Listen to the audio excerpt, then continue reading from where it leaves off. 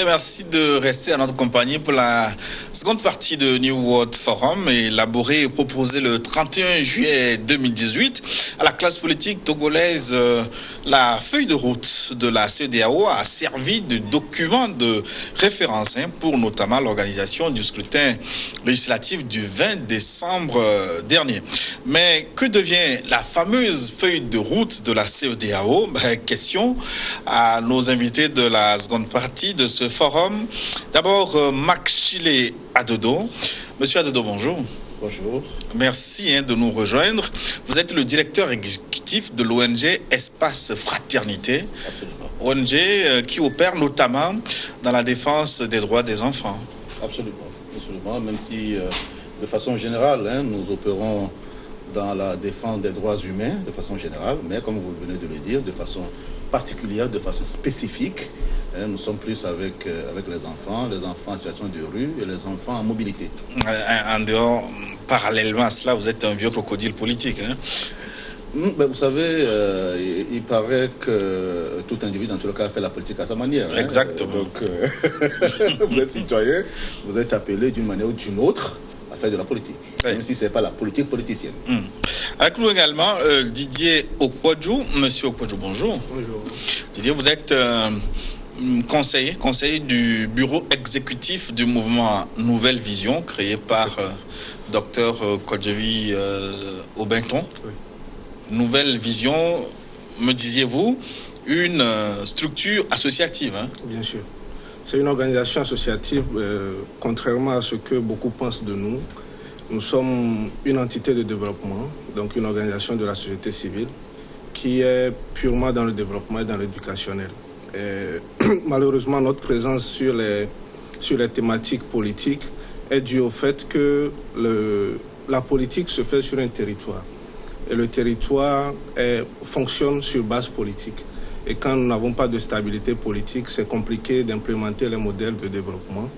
Et surtout avec l'environnement politique togolais, où la politique devient un indicateur de clivage qui empêche les Togolais de s'unir autour des thématiques de développement. Nous sommes donnés pour devoir et pour mission de pouvoir intervenir sur des thématiques politiques et pouvoir faire des propositions aux acteurs qui sont directement impliqués dans la politique. Et vous êtes intéressé par la conquête du pouvoir également? Notre président national, oui, dans la mesure où il a une aventure de développement depuis 2009 à travers la Togolese Foundation. Et aujourd'hui, par la nouvelle vision, ayant compris l'étendue du travail, et il veut quand même se doter de ce moyen qui est la magistrature suprême pour pouvoir implémenter le modèle de développement qu'il tient à partir de la nouvelle vision. On aura l'occasion de revenir à vous, à votre résistance et à vos ambitions politiques ou de développement. Alors, Monsieur Adodo, on va donc s'interroger sur la durée de vie de la feuille de route de la CEDEAO, mais d'abord l'analyse générale globale de la situation ayant conduit à aux élections législatives du 20 décembre. Vous, est-ce que vous accueillez tout ça positivement ou vous pensez comme les autres que le monde s'effondre? Est-ce que le monde s'effondre, même si ça nous renvoie un peu à cet auteur, personnellement, je ne crois pas. Je ne crois pas que véritablement notre pays, le Togo, s'effondre. Je préfère rester dans ce contexte-là pour dire que dans tout le cas, à un moment donné, il fallait évoluer. Et c'est justement la CEDEAO, suite à un certain nombre de dialogues, de négociations, c'est justement la CEDEAO qui a fixé cette date-là comme étant la date butoir. C'est-à-dire que en demandant ce que les élections législatives se tiennent le 20 décembre. Alors, est-ce qu'il fallait respecter ce délai-là? Est-ce que un homme ou avoir la situation qu'il fallait à ce moment, il fallait trouver un consensus pour ne pas respecter ce délai. Du moment où tous les acteurs à un moment donné l'avaient accepté, je crois que chacun se devait de tout faire pour que la date soit respectée. Bon, maintenant, ce qui a marché ici ou n'a pas marché là, je crois que tout au long de ce débat... Mais malgré tout, c'est une évolution positive, selon vous? Pour moi, à un moment donné, il fallait aux élections. Et donc, du moment où on a respecté la feuille de route, c'est une évolution positive. C'est une évolution positive. Maintenant, ce qui est évident, c'est que nous sommes sur un terrain politique et ça ne peut satisfaire, pas satisfaire tout le monde. Il y en a qui seraient contre, il y en a qui seraient pour. Personnellement, je trouve qu'il fallait aller à ces élections. Maintenant, est-ce que les conditions dans lesquelles on est à ces élections, est-ce que c'est des bonnes conditions? Ça, c'est un autre débat. Monsieur Kodjou, vous, au sein de votre mouvement, vous n'êtes pas du tout surpris par la tournure des événements, Non, pas du tout, parce que c'est une situation que nous avions prédit. La feuille de route de la CEDEAO, pour nous, était inspirée de la dernière proposition de sortie de crise que nous avons émise quelques semaines avant le sommet. Pour nous, la situation que nous vivons aujourd'hui, ce n'est que la suite logique des événements. Et c'est positif pour le Togo, dans la mesure où la crise togolaise que nous avons vécue depuis les années 90, qui renaît jusqu'en 2017 et 2019 aujourd'hui, est due à la coexistence des deux bords politiques, donc l'opposition et le régime, qui ont chacun des préoccupations différentes. Et il fallait quand même à un moment donné, pour décanter la situation, promouvoir le départ ou la libération de la scène politique par ces deux acteurs. Mais forcément, comme nous l'avons dit, il fallait le départ de l'un avant l'autre. Et cette élection qui a permis de renouveler la classe politique de l'opposition, pour nous, est une avancée vers la résolution de la crise que traverse le Togo. Et nous pensons que l'acteur restant mettra également tout en œuvre pour que nous puissions aboutir à une résolution résultante de la crise. Donc, le départ de l'un entraînera le départ forcément de l'autre. C'est à quand alors le départ de l'autre? Non, le départ de l'autre, de façon théorique, ça devait être en 2020. Parce que pour nous, nous avons 1 an devant nous pour permettre à ce régime de se préparer pour son départ. Et comme nous l'avons dit par la voix de notre président en adressant un message en décembre au gouvernement, il faut qu'il se prépare pour partir et pouvoir préparer le peuple à les accueillir de l'autre bord. Okay? Quand ils vont quitter le pouvoir, ils vont forcément exister comme citoyens. Et il va falloir qu'ils puissent se préparer à vivre en tant que citoyens. Et donc, ceci passe par la bonne gestion, la bonne gouvernance, qui puisse permettre de mettre au centre de leur gouvernance les préoccupations primaires de la population. Oui, Chili Adodo, votre interlocuteur interprète la sortie de route de la C14 pratiquement comme étant une opération de salubrité publique. Salubrité politique. Justement, salubrité politique. Non, en fait, vous savez, de tout temps et en tout lieu, à un pouvoir, il y a toujours un contre-pouvoir, un contre-pouvoir politique. C'est-à-dire qu'il y a toujours des gens qui se mettent à l'écart, qui contestent à juste titre, parce que nul n'est parfait. Quelle que soit votre bonne volonté, lorsque vous arrivez au pouvoir, lorsque vous arrivez à la tête même d'un mouvement ou d'une association, il y a toujours des ratés que les uns et les autres vont relever. Et donc, l'existence d'une opposition à un pouvoir est pour moi quelque chose de fondamental, quelque chose de légal. Maintenant, il faudrait que chaque acteur sache concrètement ce qu'il veut pour le pays, ce qu'il veut pour les concitoyens. Qu'on arrive à faire taire ses intérêts personnels. Parce que voyez-vous, à un moment donné, on a l'impression que les gens ne voyaient plus l'intérêt du peuple. Les gens se sont trop aboutés sur disons, un sujet donné, et on a laissé l'essentiel, me semble-t-il. Vous parlez des gens, quels gens? Appelez un chat un chat. Oui, bien sûr. À un moment donné, on a l'impression que l'opposition a laissé tomber ce qui est de fondamental. Parce que tout à l'heure, je disais que pour moi, personnellement, c'est un avis personnel, que je ne force personne à admettre. C'est un avis personnel. Je disais tantôt que le fait qu'on ait eu à organiser ces élections constitue une avancée positive. Et rappelons-nous, quand on fait un retour en arrière, comme on le dit, en 2002, en 2002, l'opposition a refusé d'aller aux élections législatives. Et c'est ça qui a amené la modification de la Constitution. Cette Constitution-là qu'on a modifiée en 2002, c'est ça. Aujourd'hui, on dit non, il faut revenir à ça. Mais on aurait pu participer aux élections en 2002. Je ne dis pas qu'il fallait participer à n'importe quel prix, mais on aurait pu trouver des moyens pour que on trouve un consensus, qu'on aille à ces élections-là, qu'on ne serait pas en train de vivre la situation rebelote. Maintenant, aujourd'hui, c'est pas 14 ans, 16 ans après, on est en train de revivre la même histoire où l'opposition dit je n'y vais pas. C'est pas parce que l'opposition n'y va pas, enfin l'opposition, une partie de l'opposition, parce que là aussi il faut bien comprendre les choses. Il y a d'autres partis qui sont de l'opposition, ou du moins qui se réclament de l'opposition, qui ont pris part à ces élections-là. Et comme l'a dit tout à l'heure mon ami, quelque part, une partie elle-même se met à l'écart, d'autres estiment qu'en allant à ces élections, ils peuvent contribuer à ce que notre pays, le Togo, sorte de cette situation que nous vivons. Je dis, tant mieux. Maintenant, il ne faut pas que les gens soient au Parlement parce que on a tout juste envie d'être appelé honorable député. Mais c'est une maison que vous connaissez très bien, la maison opposition, pour avoir fait de longues années là. Ouais. Il me semble que vous vous êtes démarqué de cette opposition. Aujourd'hui, vous dites que vous avez franchement raison. Écoutez, on dit que les imbéciles ne chantent pas.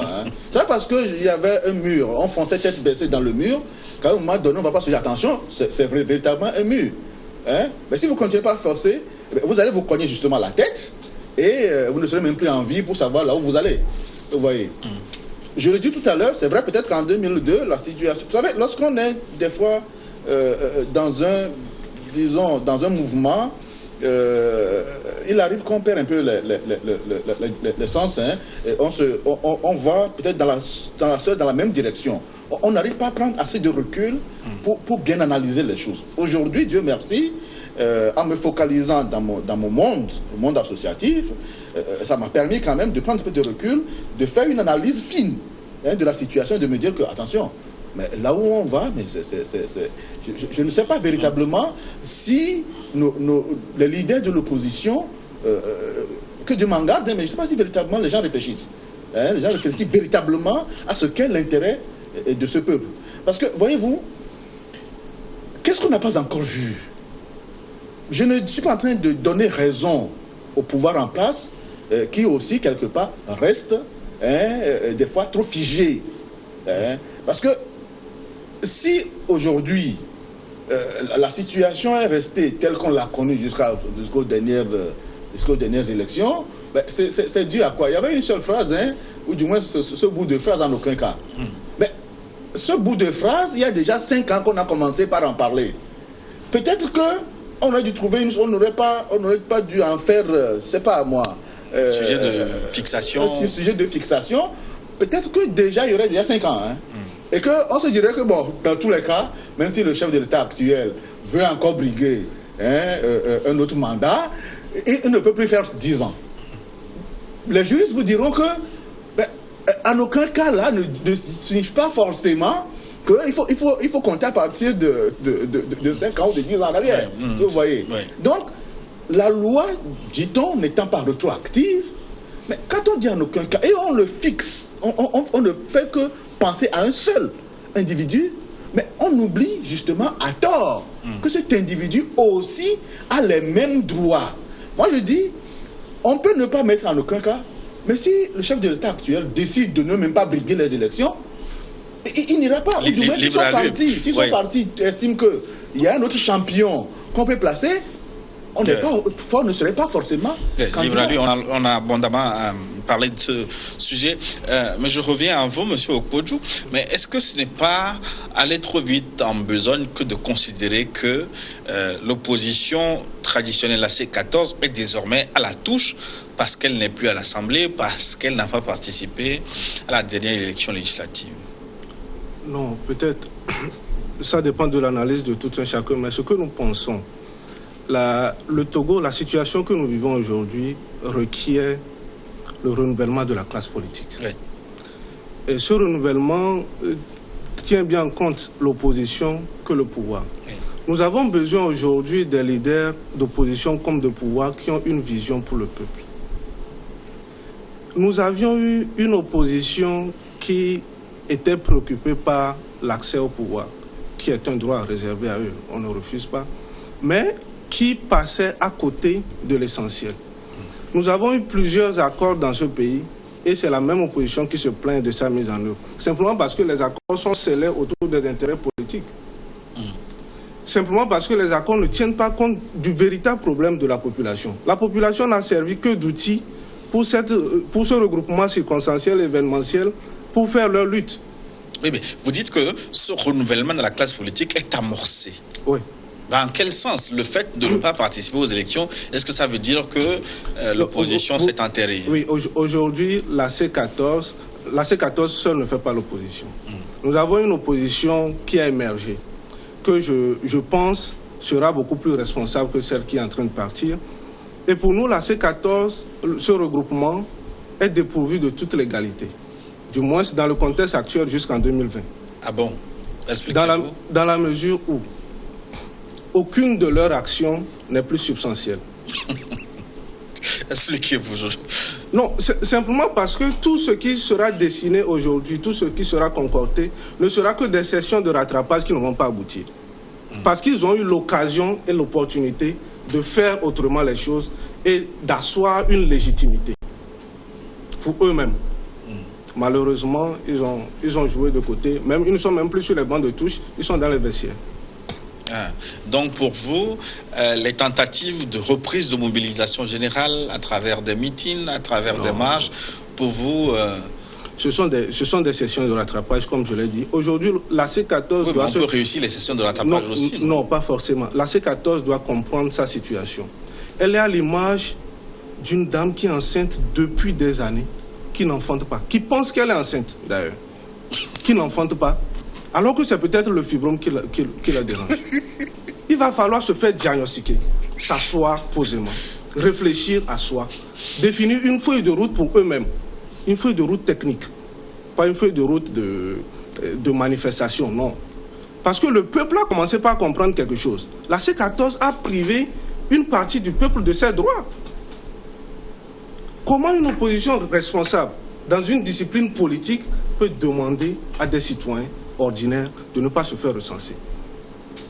Nous avons posé ce problème ici, parce que sur les cartes d'électeurs, nulle part il n'est écrit le parti politique auquel vous êtes affilié. Oui, mais quand le recensement électoral se fait dans des conditions qui ne rassurent pas quelles étaient les conditions qui étaient réunies avant qu'ils ne reviennent de la Guinée en prolongeant de 3 jours les recensements? Et qu'est-ce qui s'est passé et qu'ils ont encore appelé au boycott? Comprenez que cette C14 est un regroupement, comme je l'ai dit, circonstanciel et événementiel. Et avec cette technique, CAP 2015, tous les regroupements ont eu les mêmes sorts. Parce que c'est comme une famille qui ne se réunit que lorsqu'il y a deuil. Mais vous parlez de ces gens comme étant une petite entité, mais quand même, si on prend les scores, par exemple, de l'ANC à la dernière élection présidentielle, malgré tout, ça représente environ 40-45% de l'électorat. C'est énorme. C'est énorme. Mais l'électorat était basé sur quoi? Sur quoi était basé l'électorat? Vous pensez que tout ce monde s'est trompé? Pour nous, oui. Pour nous, oui, dans la mesure où l'électorat ne se conquiert pas. Aujourd'hui, nous comprenons que cette C14 ou encore l'ANC, comme vous le dites, a profité de la naïveté du peuple. Une partie du peuple commence par mieux comprendre les choses aujourd'hui. Et c'est pourquoi vous allez remarquer, ils n'ont qu'à juste essayer. Nous reviendrons sur ce plateau témoigner que les gens ne sont pas sortis. Simplement parce que les gens ont compris qu'ils ont servi d'outils et que les gars avaient, eux, leur ambition personnelle.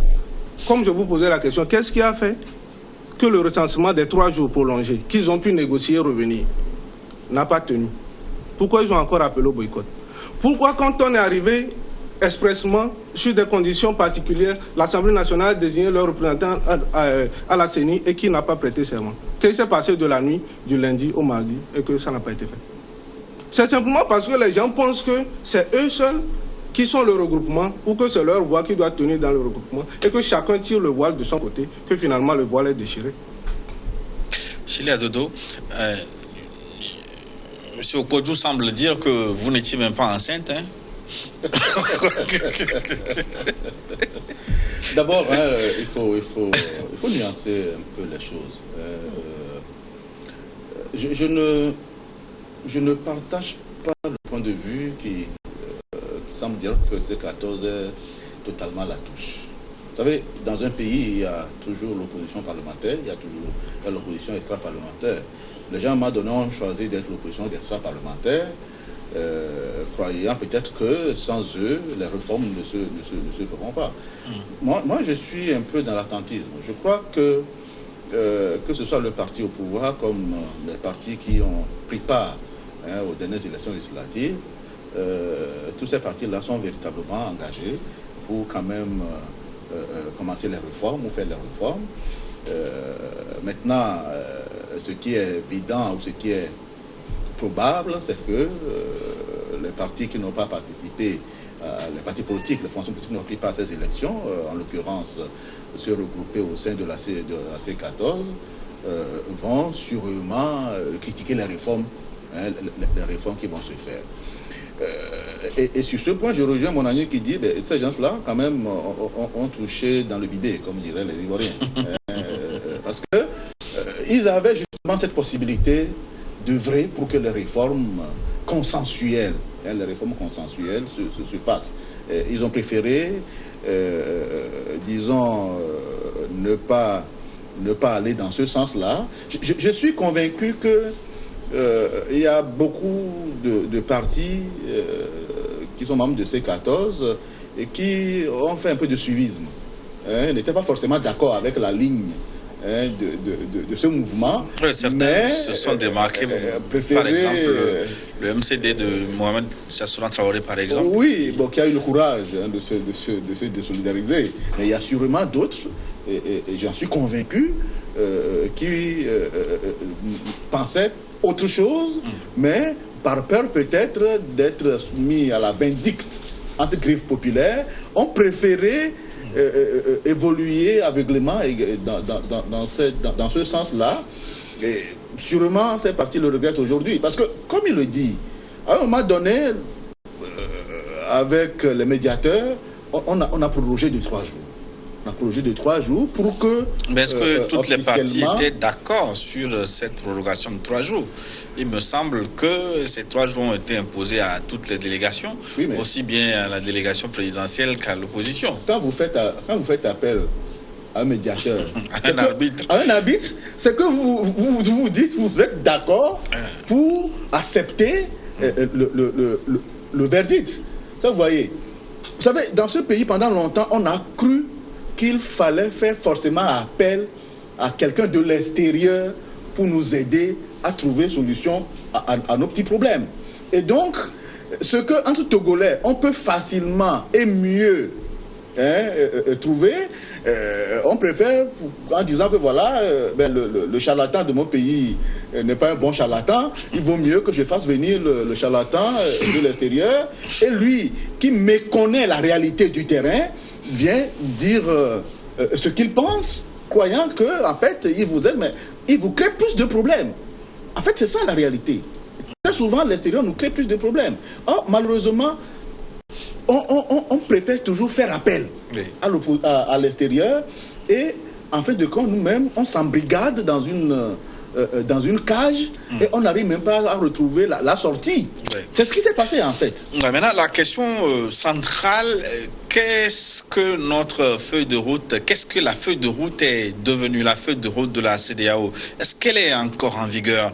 Si on s'en tient au communiqué final du 54e sommet des chefs d'État de la CEDEAO, il n'est pas expressément dit que la feuille de route est terminée. Il n'est pas dit qu'elle continue non plus. En tant qu'acteur politique, où en sommes-nous finalement, selon vous? Est-ce que ça continue, M. Okodjou?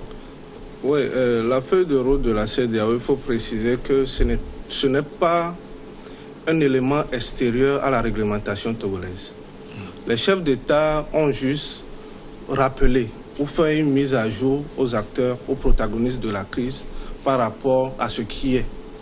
Et même au 46e point du communiqué, c'était bien dit que les partis sont invités à s'inscrire dans le respect strict de la constitution togolaise. C'est-à-dire que tout ce qui va se dérouler dans le cadre de cette feuille de route doit pouvoir s'inscrire dans le respect strict de la constitution que nous avons. Ça veut dire que la feuille de route n'ayant pas de délai fixe et ayant des dispositions qui continuent par être mises en œuvre, les réformes, on ne les a pas encore faites. Pour nous, qu'elle soit aujourd'hui caduque ou pas, n'a pas de problème tant que nous avons une constitution que nous sommes en train de respecter. Le communiqué final même l'a souligné à son 39e point. La conférence réaffirme son attachement au respect de l'ordre constitutionnel et au renforcement de la démocratie et des droits au Togo. Voilà. Donc pour nous, la feuille de route n'était qu'une inspiration de la constitution togolaise. Ce n'est en rien un élément étranger qui vient renforcer la réglementation togolaise. Mais la feuille de route avait des prescriptions très claires. Oui, les prescriptions, ce ne sont que des... Les réformes constitutionnelles et institutionnelles, les mesures d'apaisement... Les mesures d'apaisement, c'était pour appeler le pouvoir à accélérer la procédure. Je pense que la majorité ont leur sort qui est déterminé. Et pour les dispositions restantes, l'organisation des élections, on les a fait. On a appelé les acteurs politiques au calme et à privilégier le sens du dialogue. On a dialogué jusqu'aux élections, même si les gens se sont retirés. Et pour nous, aujourd'hui, ce qui reste à faire, ce sont les réformes. C'est doter quand même notre pays d'un texte constitutionnel qui puisse nous assurer la paisibilité et la tranquillité.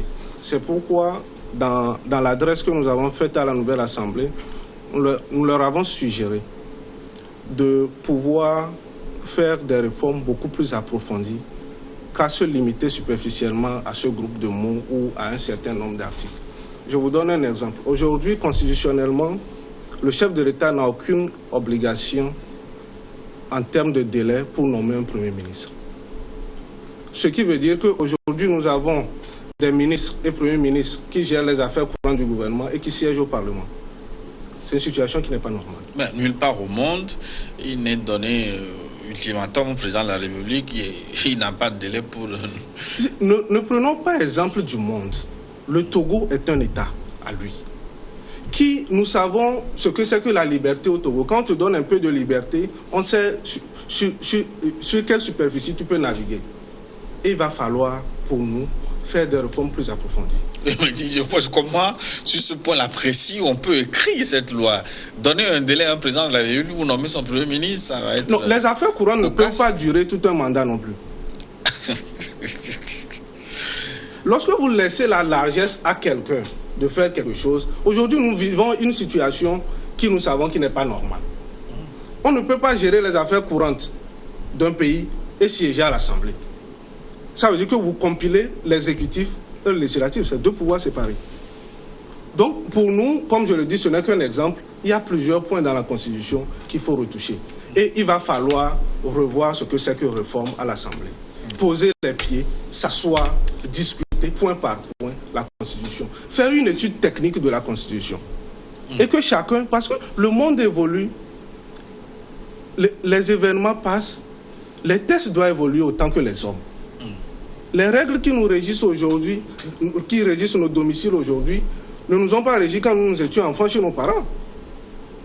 Donc, tant que les sociétés évoluent, il va falloir que les normes les accompagnent. Et pour nous, il est important de faire une étude technique de la Constitution, point par point, parce que les articles sont liés entre eux, pour pouvoir nous doter d'un texte et passer à une nouvelle république si nécessaire, comme nous l'avons dit dans notre recommandation à la nouvelle Assemblée. Alors, justement, sur ce point précis, Chili Adodo, pourquoi vous n'avez pas encore nommé D'abord, le Premier ministre? Ce n'est pas M. Chili Adodo que je suis qui nomme le Premier ministre. Je sais que vous connaissez très bien ceux qui nomment le Premier ministre. Mais je connais très bien le chef de l'État. C'est mon président. Je suis togolais, je suis du Togo, donc c'est normal que je puisse connaître très bien le chef de l'État. Ceci dit, je crois que fondamentalement, dans la mesure où la nouvelle Assemblée n'est pas encore totalement assise, pour ne pas dire totalement fonctionnelle, on ne peut pas en tenir rigueur chef de l'État de ne pas encore nommé le Premier ministre. Je crois que... Les nominations de Premier ministre, généralement, ça met un peu de temps. Absolument. Parce au Togo, parfois, ça a fait plus de mois, parce que je me rappelle la première nomination de Dem Kodjo, ça a mis beaucoup de Oui, mais cela, il faut le placer dans son contexte. Vous savez, en ce moment-là, il y avait ce RIX, où on ne savait pas exactement où se trouvait la majorité, au moment où, quelque part, il y a le cas... non, moi je parle de Dem Kodjo 2, Dem Kodjo 2. En 2006, non, 2007. Mais là aussi, vous savez, c'est... Pas 2006, 2005. Du moment où celui qui a la décision de nommer, comme il le dit, moi je ne crois pas qu'on puisse limiter en se disant voilà, vous êtes tenu de nommer dans un délai. Mais ce qu'il dit, 2 mois il demande une certaine célérité, que ça se fasse vite. Oui, est-ce qu'il a raison? N'oublions pas que c'est... Vous savez, c'est vrai qu'il y a des ministres aujourd'hui qui siègent entre griffes, qui siègent au Parlement, mais ces ministres ils siègent parce que, étant sur la liste, ou étant sur des listes, les listes ayant remporté ces élections, d'emblée, ils doivent se retrouver là-bas. Maintenant, dès que, me semble-t-il, l'Assemblée sera véritablement opérationnelle, on verra qui vont rester à l'Assemblée, ce qui n'est pas forcément évident pour tous les ministres. Ceci dit, je ne pense pas aussi qu'il est de bon ton qu'on attende plusieurs semaines pour remettre le pays sur les rails. Parce que c'est dû à quoi fondamentalement? Les tractations politiques, des fois, on les voit assez dures. Parce que même si vous avez un parti qui a gagné, il arrive très souvent qu'à l'interne, il y ait pas mal de courant. Et donc, du coup, le leader se doit de prendre assez de recul pour essayer de trouver justement ce collaborateur qui fera quand même le consensus à l'interne et également pourquoi pas, parce que vous savez, je suis convaincu également que même à voir la situation politique que nous avons traversée, il ne serait pas surprenant que le Premier ministre qu'on va nommer, on lui demande pourquoi pas de prendre langue avec tous les acteurs politiques pour voir dans quelle mesure continuer par créer ce climat assez apaisé, parce que je suis de ceux-là qui pensent qu'aucun acteur véritablement raisonnable et responsable ne souhaite que notre pays brûle. Au contraire, tous ceux qui sont des acteurs assez raisonnables et assez responsables, je mesure mes mots, je dis assez raisonnables et assez responsables, veulent que notre pays demeure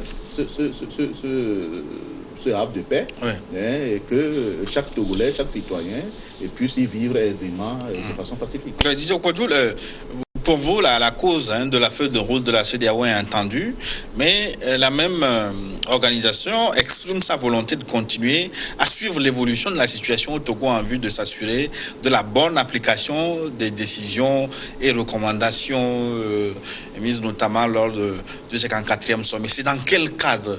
Donc, la CEDEAO continue de suivre notre pays, ça veut dire que Non, la CEDEAO, c'est une communauté sous-régionale à laquelle nous appartenons et qui a toujours son regard sur tous les États membres à tout moment du calendrier normal. Et si un pays fait objet d'une particularité, c'est normal qu'on jette un regard particulier et de suivi de la vie sociopolitique. Donc, plus aucun acteur politique ne peut ressortir ce document feuille de route et demander des comptes désormais. Non, la feuille de route, ce n'était pas... ce n'était que des directives et pour nous, l'essentiel est fait. Les réformes se feront tel que c'est dit et suivant notre constitution, soit à l'Assemblée, soit par référendum. La feuille de route, par moment, il y en a qui ne l'ont pas respectée, la C14 même. Parce que c'est bien dit dans la feuille de route que tous les acteurs doivent s'abstenir de mener des actes et de tenir des propos induisant susceptibles de renaître les soulèvements.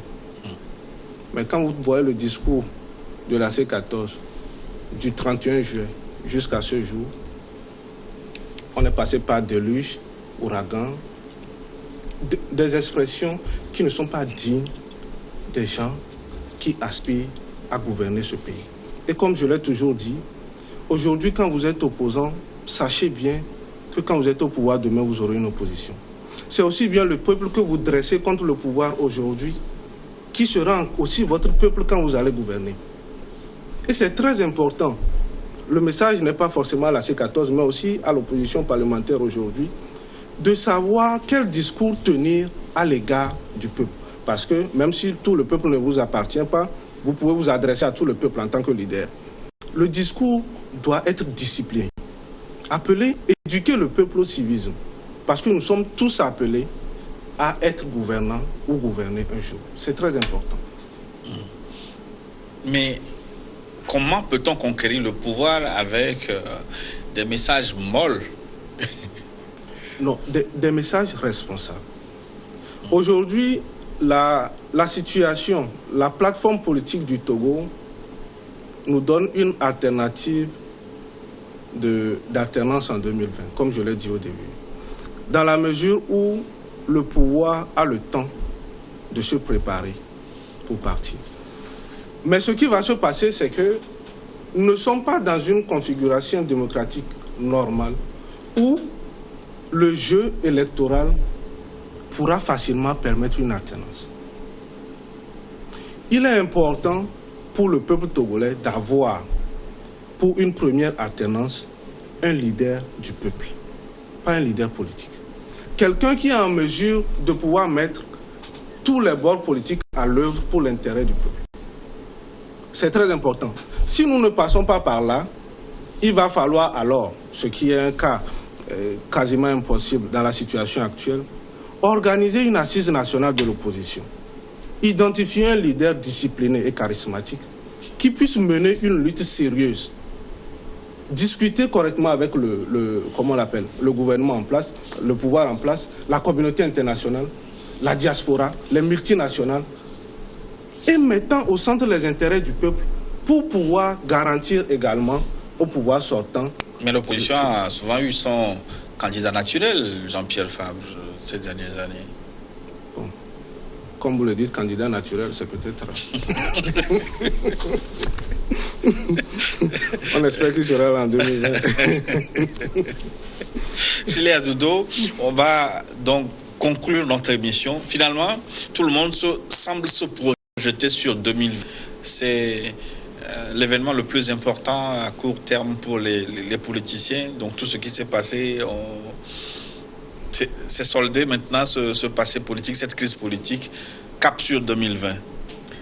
Écoutez, le cap était sur les élections qui viennent de passer. Il va de soi que le prochain scrutin important, qui est le scrutin présidentiel, et surtout quand on voit la configuration et l'analyse, la situation politique qui est amenée jusque-là, avec la logique où on ne veut plus que le chef de l'État actuel soit encore au pouvoir en 2020, il va de soi que chacun essaie de se projeter sur 2020. Mais je voudrais quand même revenir pour dire que, vous savez, lorsque, comme le dit tout à l'heure mon ami, lorsqu'on tient des discours qui irresponsabilité, ça constitue des fois un défi pour l'autre. Vous savez, on a entendu où la C14, la coordinatrice, me semble-t-il, de la C14, tout le monde, les responsables de la C14, dire que les élections législatives du 20 décembre n'aient jamais lieu, qu'ils mettraient tout en œuvre pour que ces élections n'aient pas lieu. Mais lorsque ça devient pour l'autre partie comme un défi qu'on lui lance. Du coup, ça ne permet pas à l'autre d'ouvrir des portes vers un consensus, puisqu'on semble lancer un défi. Alors, surtout si on n'a pas les moyens de ces défis. Oui, mais jusque-là, moi je ne sais pas si les gens n'avaient pas les moyens. Dans tous les cas, étant dans la masse, tout le monde se disait, mais qu'est-ce qui va se passer le 20 décembre? Et donc, le parti au pouvoir se dit, mais attention, si ces gens-là nous lancent un défi, mais ils comptent sur quoi? Ok, nous aussi, on va relever le défi. Nous allons organiser les élections le 20 décembre.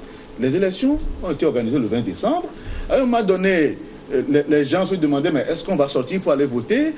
Et si on sort, qu'est-ce qui va se passer? Les gens croyaient, peut-être que moi aussi je croyais que quelque chose allait se passer, mais du matin jusqu'à ce que les bureaux se ferment, on n'a même plus senti l'odeur de qui que ce soit. Mais alors, comment voulez-vous que nos responsables, puisque du moment c'est des acteurs politiques, moi je les considère comme des responsables, des futurs responsables de ce pays-là, comment voulez-vous qu'on puisse leur faire confiance? Lorsqu'ils tiennent des discours, ils amènent les gens à croire que quelque chose va se passer, et au finish, rien ne se passe. Vous voyez? Donc, c'est ce genre de discours qu'il faut, c'est ce genre de message qu'il faut qu'on commence par éviter, et qu'on tienne des messages responsables, allant dans le sens constructif. Mais est-ce qu'ils ne sont pas poussés, donc, franchement, à ces genres de discours? Vous savez, j'ai été responsable politique aussi. Vous le savez mieux que moi d'ailleurs. Mais également, je continue. Je suis aujourd'hui responsable de mouvements associatifs. Je disais tantôt que lorsqu'on est à la tête d'un mouvement, on a des adversaires, on a des gens qui vous soutiennent, et ainsi de suite. Mais dites-vous que demain vous allez partir, il y a d'autres qui vont venir. Mais c'est ceux-là qui vont venir. Mais quand vous êtes exaspéré, est-ce que c'est même parce qu'ils sont exaspérés? Quand vous êtes exaspéré, alors tenez des discours dont vous êtes sûr que vous allez pouvoir en assumer les responsabilités. Mais lorsque vous tenez des discours et que ceux qui vous suivent vous font confiance, alors qu'au finish, vous n'avez véritablement rien, vous n'avez aucune force, vous ne pouvez rien faire, inutile de tenir ce genre de discours. Parce que ce sont ces genres de discours qui induisent le peuple dans l'erreur. Et ça, il faut que chaque acteur le comprenne. Que ce qu'on soit de X bord ou de Y bord, chaque acteur doit le comprendre. Nous n'avons que le Togo. Nous n'avons que le Togo qui est indivisible. Et si nous tous qui aspirons à faire en sorte que notre pays soit un pays développé, soit un pays de paix, soit un pays, tous les fils de la nation se disent que, écoutez, Kodjo c'est comme moi, Kofi, Abraham, c'est pas Solitoki et autres, c'est comme nous, mais il faut que nous sachions quel discours nous allons tenir. Parce qu'au-delà des élections, il y a toujours le pays qui est là. Et que quand tu viens au pouvoir, tu es obligé de faire avec. Tu es obligé de faire avec. Ne tiens pas des discours qui braquent les gens. Pour que lorsque tu vas venir au pouvoir, les gens se disent, attention, celui-là, il risque de commencer par peut-être faire la chasse aux sorcières, et donc on se prépare à l'accueillir. Ça, du jour au lendemain, si on ne fait pas attention, même lorsqu'on aura l'alternance, on n'aura pas une alternance pacifique.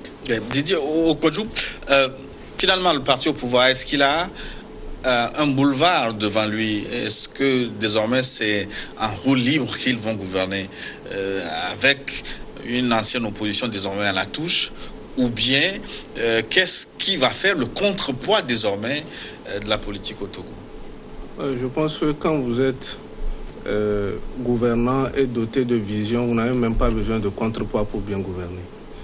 Il est important pour le pouvoir actuel, moi je le répète, et comme nous l'avons dit en décembre, de se ressaisir. Parce que le peuple togolais que nous constituons tous, aussi bien de l'opposition que du pouvoir, aussi bien de l'armée que de la société civile, nous souffrons. Nous souffrons, le peuple togolais souffre par rapport, quand vous faites le ratio des atouts et potentialités que nous avons par rapport à nos conditions de vie quotidiennes, vous comprenez que c'est le jour et la nuit. Il est important que le système de gouvernance change et qu'on mette à contribution toutes les forces vives de la nation. De sorte qu'on puisse gérer techniquement nos programmes de développement pour pouvoir soulager les peines de la population. L'important aujourd'hui n'est pas le combat politique, mais c'est le combat pour délivrer le peuple de la souffrance. Gilles Adedoro, on va conclure notre émission. Conclure, je ne sais pas, puisque, en tout cas, c'est vrai, c'est l'émission qu'on conclut, puisque la situation togolaise continue de plus belle. Moi, je lancerai un appel. Je lancerai un appel à tous ceux qui se sont retrouvés aujourd'hui honorables députés. Il y en a qui n'ont pas rêvé qui pourraient être là-bas.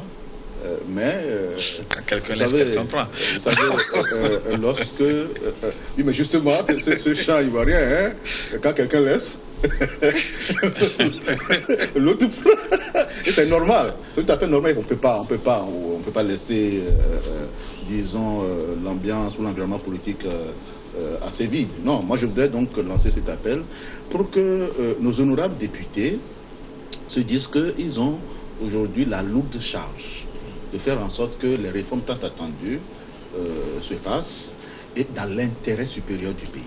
Non pas dans leur propre intérêt individuel, mais dans l'intérêt supérieur du pays. Il faudrait qu'ils se disent qu'est-ce que le peuple togolais, de quoi le peuple togolais a véritablement besoin. Et en répondant à cette question, en faisant en sorte que les réformes se fassent dans cette vision, eh bien notre pays, le Togo, ne s'en sortira que grandi. Merci, Chile. Mac Adodo. La nouvelle vision?